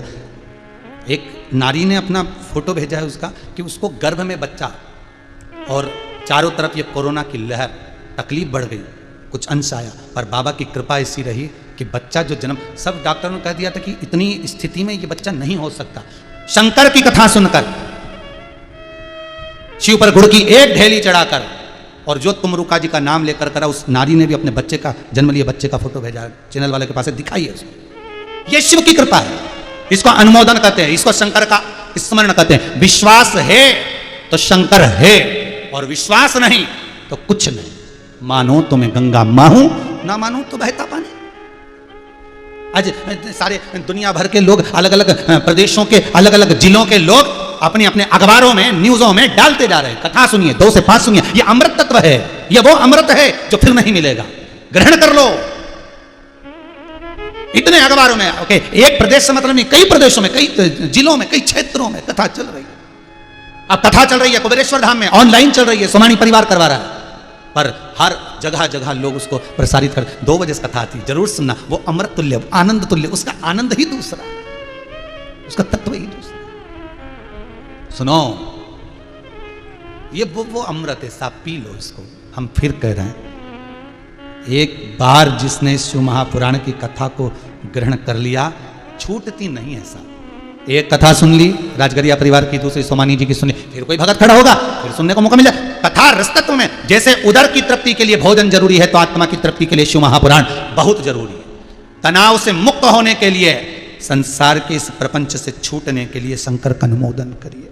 कोई कहता है, रविंद्र जी ने कहा कि बहुत सारे देवी देवता एक है पर उसके फोटो अनेक हैं। कभी नारायण बन गया, कभी हरि विठल बन गया, कभी सोमनाथ बन गया, कभी बद्रीनाथ बन गया, कभी केदारेश्वर बन गया, कभी यमुनोत्री, कभी गंगोत्री, ये उसके फोटो है साथ। जिसको जो फोटो अच्छा लगा उसने दिल में उतार लिया, जिसकी जहां लगन लगी उसने उसको स्वीकार लिया। अपने भक्तों के लिए भगवान रूप रख रख कर आता रहा है, अपने भक्तों के लिए। इसलिए हिंदू धर्म पर गर्व होना चाहिए कि हिंदू धर्म का देवता रूप रख रख कर अपने भक्तों के लिए दौड़ दौड़ कर आता है। और धर्म का देवता कौन सा दौड़ कर आता है? कभी कोई प्रमाण दे दे कि उनका देवता ये दौड़ कर आया? पर हिंदू धर्म का देवता, मेरा विश्वनाथ, मेरा शंभु, मेरा नारायण, मेरा शंकर, मेरा त्रिलोकी का नाथ, मेरा राम, मेरा कृष्ण, अपने भक्तों के लिए ना जाने कितने रूप रख कर आ गया। कभी मीरा के लिए गिरधर बनकर, कभी नरसिंह मेहता के लिए नानीबाई का मायरा भरने के लिए, कभी रामकृष्ण परमहंस के लिए जगदम्बा बनकर, अपने भक्तों के लिए संत तुकाराम के लिए हरि विठल बनकर, ना जाने कितने रूप रखकर मेरा भगवान प्रकट हो जाता है अपने भक्त के लिए। और यह केवल हिंदू धर्म में हो सकता है। वो धर्म का देवता भी रूप अपने भक्तों के लिए रखता, किसी और धर्म में कोई नहीं आया, कोई प्रकट ही नहीं हुआ, कोई जन्मा ही नहीं, प्रकट होकर ही नहीं आया, बस वो एक ही आया, बार बार रूप रख रख कर आया, बार बार वो रूप रखता है। उसको पहचानने के नेत्र चाहिए, वो तुम्हारे सामने भी होगा तो तुम पहचान नहीं सकते, पहचान नहीं सकते।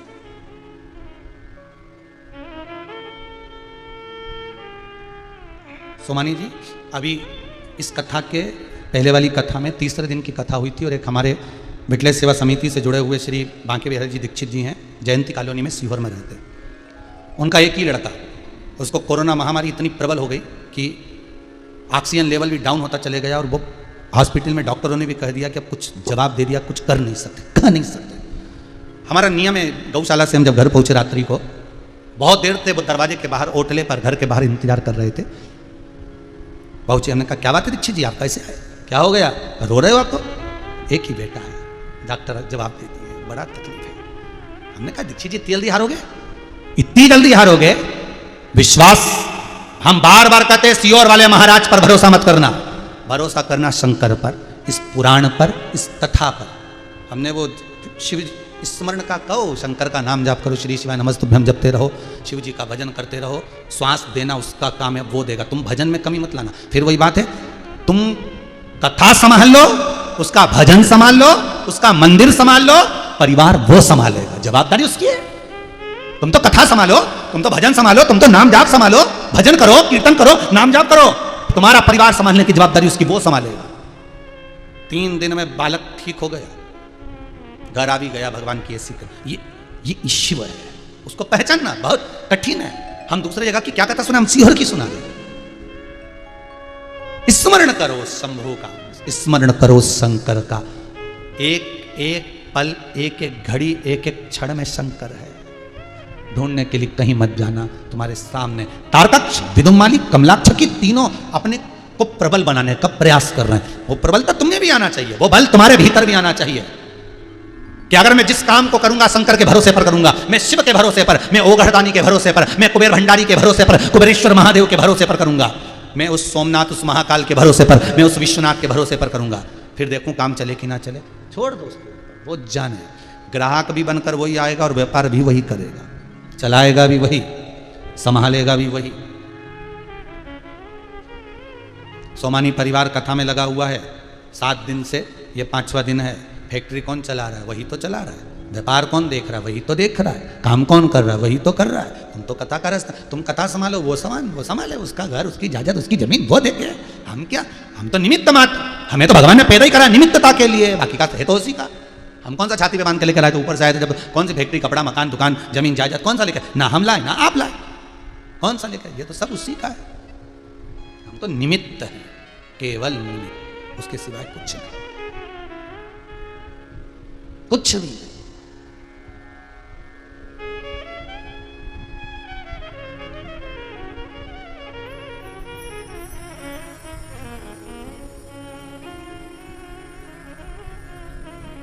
एक मंत्री जी के साथ फोटो खिंचाकर एक कार्यकर्ता कितना खुश होता है, कितना खुश कि ये मंत्री जी के साथ मेरा फोटो है। स्टेटस पे लगाएगा, व्हाट्सएप पे डालेगा, फेसबुक पे लगाएगा, मैं इस मंत्री को पहचानता हूं, ये मंत्री से मेरा कनेक्ट है, ये मंत्री मुझे जानता है, मैं इनको जानता हूं। इतनी पहचान पर इतना अहंकार, इतनी अकड़ कि मैं उस मंत्री को जानता हूं, मेरे साथ में फोटो खिंचवाया, मेरे साथ बैठकर खाना खाया, मेरे साथ रहा, मैं उसके साथ इतने घंटे गाड़ी में गया। एक मंत्री पर तुम्हें इतना अहंकार कि बताओ, गजब। और उस मंत्री ने तुझे कुछ नहीं दिया और तूने उसको कुछ नहीं दिया, तो मैं अपने शंभू पर अहंकार क्यों ना करूं, जिसने मुझे पूरी जिंदगी दी है, जिसने मुझे श्वासें दी है, जिसने मुझे धड़कने दी है, जिसने मुझे जन्म दिया है, मृत्यु लोक में पैदा कर भेजा है, जो मुझे अन्न दे रहा है, जो मुझे संभाल रहा है। अगर आप मंत्री के साथ फोटो लगा सकते हो तो मैं मेरे देवाधिदेव महादेव के साथ लगा सकता हूं। मेरा शंकर, मेरी शान, मेरा शंकर, मेरा स्मरण, उसने मुझे जन्म दिया, पैदा करा, और इस भूमंडल पर, तो मैं उसको साधुवाद क्यों ना दूं, मैं उसको धन्यवाद क्यों ना दूं? तेरा ही दिया मैंने खाया पिया है, तेरा शुक्रिया है, तेरा शुक्रिया। ये जायदाद दी है, औलाद दी है, मुसीबत में हर वक्त इमदाद दी है। संभालता वही है। जब दिल से कोई टूटता है, दुनिया के लोग बस कह सकते हैं कि ऐसा ठीक है, पर संभालेगा अंदर से वही, भीतर आ जाएगा। मेरा शंभू, मेरा शंकर अंदर प्रकट हो जाएगा और रोक देगा, संभल जा, चिंता मत कर, मैं हूं, कहीं नहीं जाने दूंगा, डूबने नहीं दूंगा। तू मेरा भजन कर रहा है, मेरी नाव में सवार होकर चल रहा है, तो नाव तो नहीं डूबने दूंगा। तू मुझ पर विश्वास कर, मैं तुझ पर विश्वास करूंगा। तू भजन मत छोड़ना, मैं तुझे नहीं छोड़ूंगा। जपते रहे, जपते रहे। और वो दे तारकाक्ष, विदुमाली, कमलाक्ष की तीनों की प्रबलता इतनी थी, उन्होंने ब्रह्मा जी का तप कर लिया, वर प्राप्त कर लिया। वर मिला क्या? हमारे लिए 3 महल बना दो, 3 नगर बसा दो, 3 पुरियों का निर्माण कर दो, वहां के राजा हम बनकर बैठे। मरे कब? जब तीनों इकट्ठे हों और तीनों के प्राण एक साथ छूटे। अलग अलग नहीं मरे, मरे तो तीनों एक साथ। ब्रह्मा जी बोले तथास्तु। 3 अलग अलग नगर में अलग अलग महल बनाकर अलग अलग नगर में रहने लगे। इतना उपद्रव मचा दिया इनने, इतना उपद्रव मचा दिया कि देवता ना परेशान होकर भगवान शिव के पास गए। भोलेनाथ जी आप ही बचा सकते हो। शंकर जी बोले क्या हुआ, क्या ये बता। ये तीनों रहते हैं अलग अलग नगर में, इनको वर मिला है कि तीनों इकट्ठे होंगे तब मरेंगे, तीनों एक साथ मरना चाहिए। अब एक को मार दो तो वापिस जिंदा हो जाता, 2 को मार दो तो फिर जिंदा हो जाते। मरे तो तीनों एक साथ, और तीनों को मारने के लिए कोई ऐसी रणनीति होना चाहिए कि तीनों मर जाए। तीनों शंकर भगवान में वो आनंद बल है कि भगवान शिव की आरती में भी लिखा है ब्रह्मा विष्णु शिव तीनों तीनों एक, बस कह दिया ये मरा। एक काम करो, तुम 33 कोटि देवता सब पशु बन जाओ, सब पशु बनो। उससे क्या होगा, भागोगे, उनके महल में पहुंचोगे, वो तीनों तुम्हारे डर के मारे बाहर आएंगे, इकट्ठे होंगे, तीनों जब एकत्रित होंगे तब इनको मार दिया जाए। इन तीनों को बाहर लेकर आओ और हम मार देंगे। तीनों को बाहर लाओ।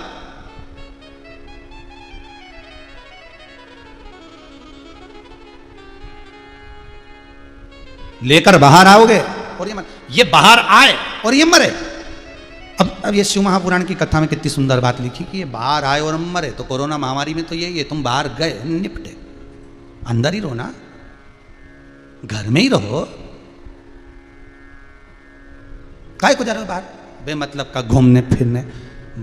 अब बच्चों के लिए कहीं बीमारी आ जा रही है, कहीं ब्लैक फंगस आ गया, नेत्र बेकार होने लगे, तो जाने की के कौन रही है। तुम तो घर में रहो, नहीं 2 बजे से 5 बजे तक टीवी देखो, सियोर वाला महाराज शिवपुराण बाच रही है, सुनो कथा, और कथा सुन के आनंद करके खाओ भोजन बढ़िया चकाचक। 5 बज जाए ना चाय बनवाओ ना, निपटाओ। शाम 7 बज जाए ना भोजन निपटाओ। 8 बजे दूध निपटाए ना, सो सवेरे से उठ कर फिर तैयारी बना लो। पोहा बने नहीं देते ना, चाय लिया जरा, पोहा के ऊपर चाय, निपटा। 11 बजे भोजन तैयार ना, खाओ पियो ना, थोड़ी देर आराम करें, 2 बजे की तैयारी, फिर कथा आने वाली, थोड़ी देर विश्राम करो, फिर महाराज बैठ गया 2 बजे से 5 बजे, फिर कितनी जोरदार व्यवस्था। इसके बाद भी बाहर निकले और कोरोना शरीर में गया, इसलिए शिव पुराण कथा करी। इन तीनों को बाहर लाओ, ये बाहर आएंगे और मरेंगे। तुमसे भी निवेदन है, बिल्कुल मत जाना बाहर। तारका सुर के बेटों जैसी गलती मत करो, तारकाक्ष विदुम्माली और कमलाक्ष की जैसी। सारे देवता पशु का रूप धर कर आए और सब इकट्ठे होकर आ रहे और ये बाहर भागे। ऐसे तुम्हारे साथ में भी होता है, दोस्त आ जाते हैं, चल जरा 5 मिनट आए, अरे पुलिस की गाड़ियां तो उधर लगी, इधर थोड़ी ना, अपन तो अभी आए, चल ये पशु का रूप धर के आएंगे और तुम्हें निकाल के ले जाएंगे। और जैसे ही लेके गए तो वहाँ बस वो वायरस प्रवेश किया, अब कोई नहीं आ रही, अब तो ये अब इनके बाहर लाने का ही तो काम था, बाहर आए और निपटे। फिर कोई नहीं आए दादा। जब यमराज बनावे बंदी और काया हो गई गंदी, मेरे प्राण छूटे भोलेनाथ तो तू नंदी लेकर आ जाना। जब आए मरण का मौका कहीं हो न जाए धोखा, मेरी सैया छूटे नंदलाल तो तू नैया लेकर आ जाना। जब तन में उठेगी ज्वाला कोई पास न आने वाला, नंदी को लेके भोलेनाथ तो मेरे शिव मेरे पास कोई नहीं आएगा। शमशान में आग लगाएंगे, सब भाग चले जाएंगे। एक ही मिलेगा शमशान में, तो वही भूतेश्वर, वही शंकर आराम से बैठा मिलेगा, कोई नहीं होगा। पार्वती जी ने एक बार शंकर जी से पूछा, तुम शमशान में कितना तुम्हारा मन लगता है? तुम्हें तुम्हारे ससुर ने श्राप दिया कि तुम शमशान में निवास करोगे, तुम कितने खुश हुए? तो पार्वती खुश नहीं हूँ, ससुर ने मकान भी दिलाया तो ऐसी जगह दिलाया जिसमें कोई कब्जा ही नहीं करेगा, शमशान में कौन कब्जा करे? तो शमशान में अगर मैं रहता हूँ तो इतना खुश रहता हूँ, इतना खुश। तो पार्वती ने पूछा, यहाँ खुश रहने वाली बात कौन सी है? शंकर जी बोले, जो आता है वो वापिस नहीं जाता, खुशी की सबसे बड़ी बात है। और पार्वती दूसरी बात यह है, जो आता है ना मेरे से दिल खोल के बात करता है। शमशान में बाकी का बात कौन करे? बस वो दोनों ही करे, देव अधिदेव महादेव, और जो जले वो। 3 दिन तक, जब तक कि वो राख ठंडी नहीं हो तब तक देव अधिदेव वहीं बैठ के बात करते रहो। और क्या हाल चाल है भेरू, कैसा है रे तू? बढ़िया। कितनी गाड़ी खरीदी थी तूने? 6-7 खरीदी थी। 7 कहाँ गई? सब छोरा उनके दिया यार। सारी बात करते करते करते करते 3 दिन पूरे हो गए। फिर घर के लोगों ने कहा, इन अस्थियों को ले जाओ और घाटे का काम कर जाओ। घाटे का काम जानते हैं? जब कोई मर जाता है तो घाट पे जाके करते घाटे का काम। घाटे का काम इसलिए बोलते हैं क्योंकि मरा उसको बहुत लंबा चौड़ा घाटा लगा, सब छोड़ के गया तो घाटे ही लगा, बापड़े इतना कमाया था, सब छोड़ गया तो घाटे का काम वहीं अंतिम समय में होता है, घाटे का काम, क्योंकि घाटा बहुत बड़ा लगा, सब छोड़ दिया, गाड़ी बंगला जमीन जायदाद सब। शंकर जी बोले, और कैसा है? बस बढ़िया साहब, आपकी कृपा है। घर वालों की याद आ रही क्या तेरे को? तुम जल रिया उससे पूछ रहे, तेरे शंकर जी तेरे को घर वालों की याद आ रही क्या? तो वो चिल्ला के बोला एक का भी नाम मत लेना, आग लगा के वहां बैठ गए। एक का नाम मत लेना भोलेनाथ, आग लगाई मेरे को और मां जाके बैठे इतनी दूर। ये नहीं सोचा कि बाप जल रही है कि मां जल रही कि बेटा जल रहा, कौन ये रिश्तेदार, आग लगा के इतनी दूर बैठ गए और 13वें के दिन जाके नुक्ती और सेहो खा रहा है। तेरा तेरा दिन याद करे क्यों रे मन सुमिरन क्यों नहीं करे, तेरा दिन याद करे, तेरा दिन माला चढ़ा, तेरा दिन ताजे फूल की माला चढ़ा, तेरा दिन कंडे पे धुनी भी दे घी शक्कर की, 14वें दिन कोई नहीं देने घी साथ खीर पूड़ी खाए और भाग जाए। इनका नाम मत लेना। शंकर जी बोले तेरे परिवार वाले याद तो कर ले, एक तो याद नहीं करूं, आग लगा के भग गए सबकी सब इतनी दूर। ये दया नहीं आई कि बाप कैसा जल रहा होगा, एक बार आके पूछ तो लेते पिताजी कई हाल चाल। पर महादेव तुम्हारे बराबर कोई नहीं होगा, मैंने कभी तुम्हारा नाम नहीं लिया, कभी एक लोटा पानी नहीं चढ़ाया, कभी शंकर का नाम नहीं लिया, कभी मैं शंकर के मंदिर नहीं गया, पर आखिरी में तुम्हें काम आए। आज बैठ के कोई बात नहीं करी रही, बुढ़ापा में मरी के बाद आप ही तो बात कर रहा है, इसके सिवा है कौन? तो जो आखिरी में तुम्हारे गम को बांटे वही तो महादेव है, जो तुम्हारे दुख को बांट ले वो देवाधिदेव महादेव, वो शंकर, वो अगड़ी। अरे बचपन में बात करने वाले बहुत मिलेंगे, जवानी में भी बहुत मिलेंगे, अधेड़ी में कमाई करोगे उस समय भी बहुत मिलेंगे। बात करने वाले नहीं मिलेंगे तो बुढ़ापे में नहीं मिलेंगे, बस इसके बाद में बात करने वाला कोई नहीं मिलता, आखिरी तक नहीं मिलता, फिर तो वही मिलता। वो भी बहुत अच्छी बात करता है, ईमानदारी की बात है। कभी एकांत में शंकर जी से बैठ के बात करना, बहुत अच्छी बात करेंगे, पूछेंगे आपसे क्या हाल चाल। आखिरी में भी आप शमशान की बात तो जाने तो मंदिर में एकांत में बैठ जाओ, कभी मौका मिले तो अकेले और बैठ कर एक बार बात तो करो उस देवाधिदेव महादेव से, उस शंकर से दिल की बात करो। हम यहाँ गौशाला पर आते हैं, एकांत में आनंद लेते लेते भगवान शंकर से पूछ लेते। कभी कभी ये चैनल वाले भी सोचते होंगे अंदर इधर शिव गुफा में चले गए, गौशाला में ये मन चित्त वृत्ति में बस उससे बात कर ली, थोड़ी देर बैठ गए, चित्त आनंद में। का हाल चाल है भोलेनाथ, तुम्हारा मकान बन रही है, कोई कमी हो तो बता देना। सारी सूचना देते हैं। सोमानी जी बोले हैं आए हैं, कथा का आनंद दिला रहे हैं, तुम देख लेना हो, मकान बना रहे, और भी तुमको कुछ चीज चाहिए हो सोमानी जी यहीं हो बता देना। शंकर हो घड़ी एक एक उससे कुछ मत छुपा, दिल की सब कह दो। अरे और धर्म में तो रविवार के दिन जाके कहते हैं, और धर्म में तो रविवार को जाते हैं अपने दिल की बात कहने लेके कि इनके सामने सब कह दो। और हमारे धर्म में तो हम रोज ही कह दो शिव जी से, वो एक दिन के लिए नहीं, माता पिता तो रोज के लिए होते, दिल से कह। और भगवान ने तारकाक्ष, विदुम्माली और कमलाक्ष की तीनों के प्राणों को हर लिया। शिव जी बड़े नंदी का रूप रख कर आए थे, उनका शीश कमलाक्षी ने काटा, नेपाल में जाकर गिरा, पशुपतिनाथ बन गए भगवान। भगवान शिव पशुपतिनाथ, पशुपतिनाथ शंकर बनकर विराजित हो गए। आनंद हो गया, केदारेश्वर के रूप में शिव का आदर धड़ हो गया। तीनों राक्षसों का संहार कर दिया मेरे देवाधिदेव महादेव ने। आनंद में अलमस्त होकर शिव बैठे,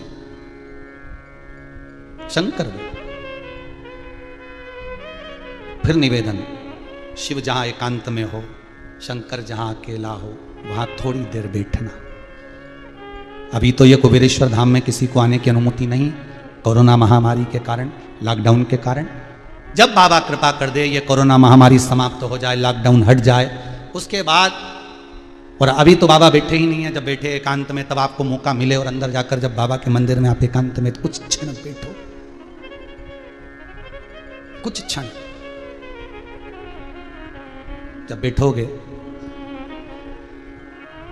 तो आपके दिल की बात आप बाबा से कह सकोगे। बाहर की कोई चीज आपको दिखेगी नहीं। मां ये कुबेरेश्वर जो मंदिर बन रहा है, इसमें बाहर का कुछ नहीं दिखेगा। आप अंदर एक बार चले गए ना, तो उसमें ना तो खिड़की है ना झरोका है, बस एक बार अंदर जाके बैठ गए तो बस भोलेनाथ है तुम हो, पार्वती जी है, गणेश जी है, कार्तिक है, नंदीश्वर है तुम हो, और अपने दिल की बात सब कह दो, बाबा से सब निवेदन करो, कोई उस बीच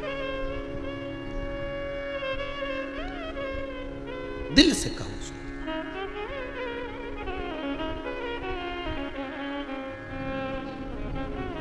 लगन तुमसे लगा बैठे जो होगा देखा जाएगा, तुम्हें अपना बना बैठे जो होगा देखा जाएगा। शिव ओ घड़ी दानी दातार शंभो त्रिलोकी का नाथ विराजमान। समय आया, तारकाक्ष, विदुम्माली, कमलाक्ष की सब समाप्त हो गए। शिव भगवान भोलेनाथ आनंद में विराजमान थे। समय आता है आगे, देवता और राक्षसों ने मिलकर मंथन किया, और उस मंथन में अमृत जो निकला, उस अमृत को देवता सब बांट रहे हैं। भगवान मोहिनी स्वरूप धारण कर आए, इसीलिए आज की एकादशी है मोहिनी एकादशी। भगवान मोहिनी स्वरूप धारण कर कर जैसे अमृत को कलश को लेकर आए थे और देवताओं को बांटा गया था, उसी में जाकर राहु बैठ गया था। अमृत तो चले गया था, ऐसा नहीं कि अमृत नहीं गया, गया। देखो राक्षस है राहु, पर अमृत गया उसके अंदर, उसके कंठ में, तो उसका एक पुण्य सामने आ गया। जब यह शिव पुराण रूपी अमृत किसी के अंदर जाता है तो उसके पुण्य प्रबल होते हैं। चंद्र दौड़ कर गया था शंकर भगवान के पास में कि राहु मुझे बर्बाद कर देगा, नष्ट कर देगा। शिव जी ने चंद्र को अपने मस्तक पर बिठा लिया, इतने में राहु आ गया। राहु और कहीं नहीं जा सकता था, पर चंद्रदेव के पास राहु दौड़ कर आया। चंद्र को देखकर शिव जी के, शंकर जी ने पूछा क्या हुआ, हुआ क्या, क्यों आया है, क्या कारण है तेरा आने का? शंकर भगवान ने जब पूछा तो राहु कहता है आप चंद्रदेव को अगर मस्तक पर बिठा सकते हो तो मैं राक्षस हूं क्या, मुझे नहीं बिठा सकते? शंकर भगवान वाले क्यों नहीं बिठा सकते, चल बैठ जा ऊपर। शिव जी ने उस राहु को भी अपनी जटा में बिठा लिया। इसलिए शिव महापुराण की कथा कहती है शंकर भगवान पर एक लोटा पानी जब हम चढ़ाते हैं तो 9 ग्रह, सारे राहु केतु शुक्र मंगल बुध गुरु शनि सब अनुकूल हो जाते हैं, क्योंकि सारे ग्रह शंकर जी की जटा में भरे। कहीं नहीं जाना अपने को, एक ही पकड़ लो बस, शंकर को। सब देवी देवता ने, शनि महाराज ने, राहु महाराज ने, केतु महाराज ने, सारा महाराज। अच्छा ये सारे ग्रह गड़बड़ करते हैं, बस एक ही ग्रह गड़बड़ नहीं करता है ना। तुम देखो कभी सूर्य गड़बड़ कर रहा है, कभी मंगल गड़बड़ कर रहा है, कभी बुध गड़बड़ कर रहा है, कभी शुक्र गड़बड़ कर रहा है, कभी राहु गड़बड़ कर रहा है, कभी केतु गड़बड़ कर रहा है, कभी शनि गड़बड़ कर रहा है। बस एक ही गड़बड़ नहीं करे, गुरु। जो गुरु ग्रह होता है वो कभी गड़बड़ नहीं करता, ये एकदम शांत। तो किसी ने पूछा गुरु महाराज से कि तुम्हारा ग्रह गड़बड़ नहीं करता कभी? तो गुरु महाराज बोले करने से फायदा भी क्या है, थोड़ी देर बाद गड़बड़ करेंगे फिर सीधे होना पड़ेगा। शनि की ढैया 7.5 की गई तो बाद में वापिस सीधा हो गया। राहु की वक्रिता हटी, वापिस सीधा हो गया। केतु की गड़बड़ हुई, फिर वापिस सीधा हो गया। ये सारे ग्रह कभी ना कभी तो ठीक होते हैं ना। आज कोरोना महामारी चल रही है, आज व्यापार लोगों का पिट गया, पर इतना 2 साल अगर लोगों का व्यापार पिटा है तो भगवान कुछ सोचा ही होगा ना। अच्छा इसके बाद हो सकता है ऐसा अंबारियां खोल दे कि तुमसे बटोरा ना जाए, ये तो उसके। इसलिए शांति, गुरु जो ग्रह है बिल्कुल शांत ग्रह, शांति बना के रखो, आराम से बैठो। जब गुरु प्रबल होता है तो घर में अच्छे काम हो जाते हैं। जब गुरु थोड़ा सा मन उदास करके बैठ जाता है तो घर में थोड़े काम अर्चन, लड़के की शादी नहीं हो रही, लड़की का ब्याह नहीं हो रहा, मकान नहीं बन रहा, समझ लो थोड़ा सा गुरु का मुख उतर गया। इसलिए गुरु महाराज बड़े अलम। तो किसी ने पूछा गुरुदेव गुरु ग्रह बड़ा प्रबल ग्रह, परंतु ये चुप रहे। गुरु ग्रह बोलता है कि अपन तो चुप रहने में फायदा, दादा अपने को ज्यादा लफड़ा पसंद, शांति रखो। इसलिए गुरु जी के पास जब भी जाओगे ना तो एक ही बात के ठीक है जो हो रहा है ना होन दो, आग लगे बस्ती में अपन रहो मस्ती में, क्या किसको रोइए, चादर तान के सोइए, अलमस्त क्या माता पच्ची करो।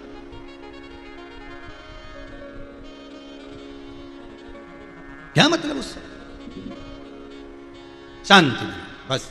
अब राहु बैठ गया, शिव जी राहु को भी अपनी जटा में बिठाए, शंकर राहु को भी अपनी जटा में बिठाए। ऐसा नहीं कि देवता अगर शिव जी की आराधना कर रहे हैं तो राक्षस भी शिव की आराधना कर, राक्षस।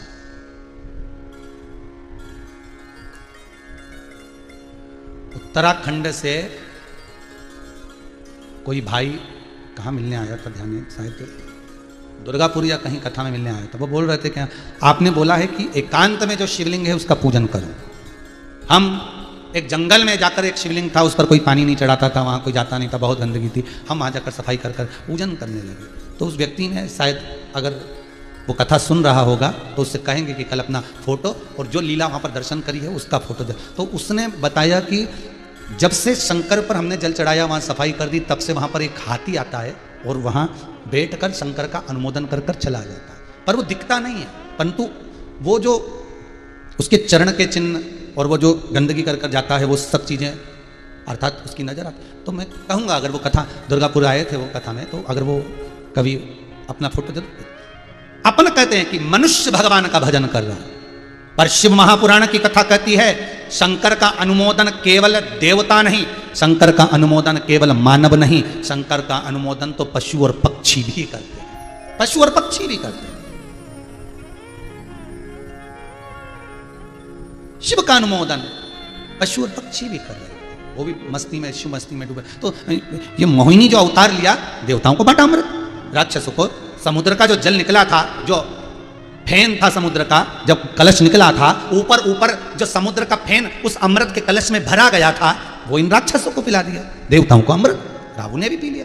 उसकी बुद्धि, राहु ने जैसे ही अमृत पिया थोड़ी सी बुद्धि सबरी और शंकर जी की जटा में जाकर बैठ गया। शिव महापुराण की कथा कहती है एक बार भी अगर आप शंकर की कथा को सुन रहे हो, भगवान का भजन कर रहे हो, शंकर का अनुमोदन कर रहे हो, शिव महापुराण की कथा के रसतत्वों में डूबे हुए हो, तो यह पक्का है कि आप शंकर की जटा में जरूर जाकर बैठोगे, अर्थात शिव आपको स्वीकार जरूर करेगा।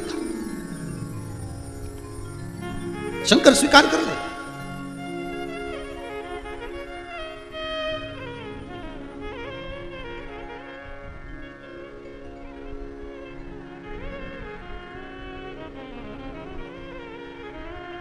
बड़ा है दयालु भोलेनाथ डमरू वाला, बड़ा है दयालु भोलेनाथ डमरू वाला, बड़ा है दयालु भोलेनाथ डमरू वाला, बड़ा है दयालु भोलेनाथ डमरू वाला, बड़ा है दयालु भोलेनाथ डमरू वाला। जिसके गले में विषधर ताला, विषधर ताला, भोलेनाथ डमरू वाला, बड़ा है दयालु भोलेनाथ डमरू वाला, बड़ा है दयालु भोलेनाथ डमरू वाला, बड़ा है दयालु भोलेनाथ डमरू वाला।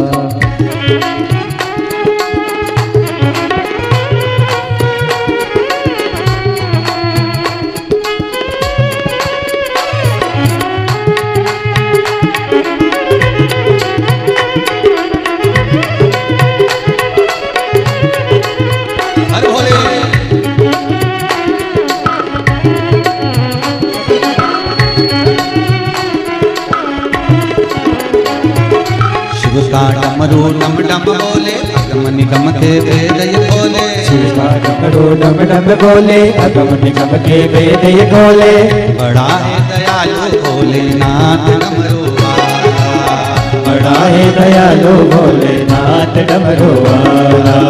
जिसके गले में विषधर ताला, विषधर ताला, भोलेनाथ डमरू वाला, बड़ा है दयालु भोलेनाथ डमरू वाला, बड़ा है दयालु भोलेनाथ डमरू वाला, बड़ा है दयालु भोलेनाथ डमरू वाला। भगवान शंकर की स्तुति, भगवान शंकर का अनुमोदन, राहु भी भगवान की शरण में गया तो शिव का हो गया। भगवान मोहिनी स्वरूप धारण कर कर अमृत बांट दिए, विष शंकर जी के हिस्से में गया। शंकर भगवान के पास में जब विष आया, शिव जी ने पिया, नीलकंठधारी हो गए भगवान, नीलकंठ।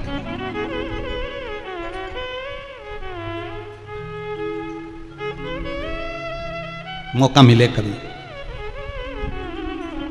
शंकर पर चढ़ी हुई भस्म, कभी मौका मिले आपके हाथ में आ जाए तो उसको कहीं लगाओ मत लगाओ, पर कंठ पर जरूर लगाओ।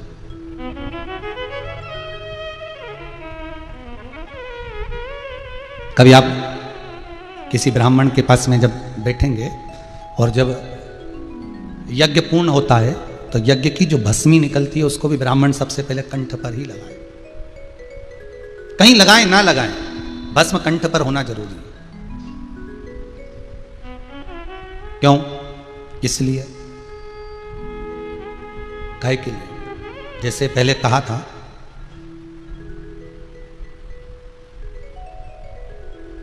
कि गले में अगर सोने की माला रेवे तो उसको देख के चोर आए। कौन आते हैं? जम के बोलो, चोर आते हैं। और मान लो तुमने कहा हम तो सोने की पहनेंगे नहीं, इनके देखने तो चोर आ जाए, तो फिर एक काम करो ना, जूता की माला पहन लो। अरे तो जूता की माला कोई पहने तो क्यों नहीं पहने, तो क्या शर्म आए? जूता की माला कोई पहने? तो सोने की माला पहनो तो चोर आए, जूता की माला पहनो तो जम के तो बोलो रे शर्म आए। तो फिर क्या फूलों की माला पहन लो, तो फूलों की माला पहन लो तो अहंकार आए। किसी किसी की एक आध माला पहना दो और उसके देखा दो चार और पहना दो तो बाबड़ा यूं फूली जाए, और माला पहना दो फूलों की तो और फूली जाए, वो तो ज्यादा पहना दो तो फटी जाए, इतनी अहंकार में फट जाए, इतना अहंकार कि मुझे इतनी माला मिली। तो सोना की माला पहने तो चोर आए, जूता की पहने तो शर्म आए, और फूलों की पहने तो अहंकार आए। तो तुलसी और रुद्राक्ष की पहन लो तो भोलेनाथ आए। सीधी सीधी बात है, उसको बुलाने का तरीका आना चाहिए। वो पहन लो। ना शर्म आएगी, ना अहंकार आएगा, ना चोर आएगा। आएगा तो बस वही आएगा जिसकी पहनी है, इसके सिवाय कोई नहीं आएगा। जिसकी पहनी वही आने वाला है। अब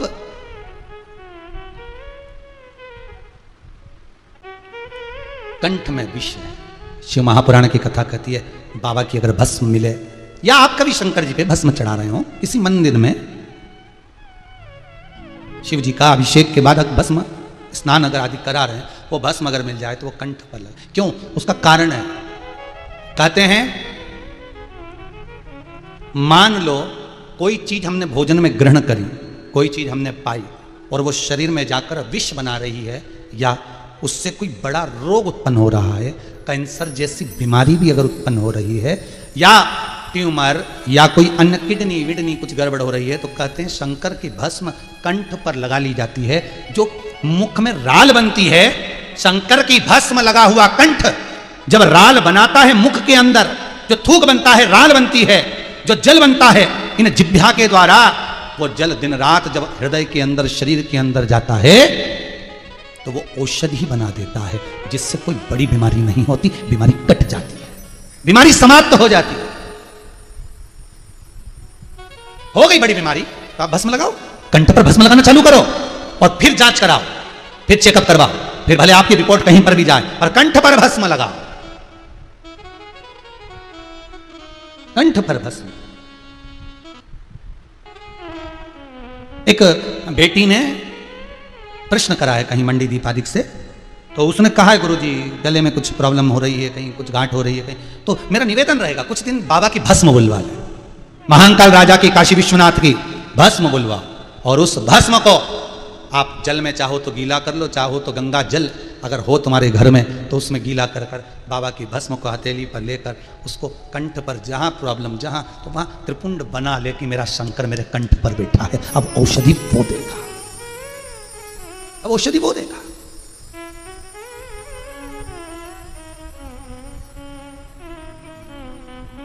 उसके रुद्राक्ष में, उसकी बेलपत्र में, उसके शमी पत्र में, उसके एक एक अंश में औषधियां हैं, औषधि उसके अंश में, एक एक अंश भस्म लगा, और शंकर नीलकंठधारी बन गए। नीलकंठधारी बने, विष पी लिया तो शिवजी के पास में विष आया, देवताओं के पास अमृत आया। अमृत और विष आने का कारण उसका भी एक प्रभाव है, अमृत देवताओं के हिस्से में आ गया, विष जगत का पिता है शंकर, जगत का बाप है मेरा शिव, और जगत का जो पिता होता है, जगत का जो बाप होता है, घर का जो बड़ा होता है, घर का जो भयो होता है, विष उसी के हिस्से में आता है, ठंडा उसी के हिस्से में आता है। घर की ठंडी रोटी कौन खाती है? घर की माँ। उनको मालूम है बहू खाएगी नहीं, अपने पति को देगी नहीं, मैं अपने पति को दूंगी नहीं, रोटी बाद में फेंकी जाएगी, उससे अच्छा है कि ठंडी रोटी मैं ही खा लूं। घर की माँ ठंडा वही खाता, ठंडा वही खाता, ठंडा वही खाता, विष उसी के हिस्से में आता। और आन दो, पार्वती जी कहती आप विष पी रहे हो, देवता अमृत पी रहा है, आपने एक बार अपने मुख से नहीं कहा कि अमृत मुझे दो। शंकर जी बोले उनको अमृत पी लेने दे, और अमृत पीने के बाद भी अमर नहीं हो पाएंगे। शंकर कहते हैं कभी कभी अमृत भी काम नहीं करता, शंकर जी कहते कभी कभी विष भी काम कर जाता है। विष भी, शिव कथा कहती है गुरु के हाथ की पड़ी हुई छड़ी, डंडा, थप्पड़ और वाणी विष जैसी होती है पर अमृत जैसा काम कर जाती है। छड़ी पड़े छमछम और विद्या आए, तो ये अमृत का काम कर जाती है, ये अमृत तुल्य हो जाती है।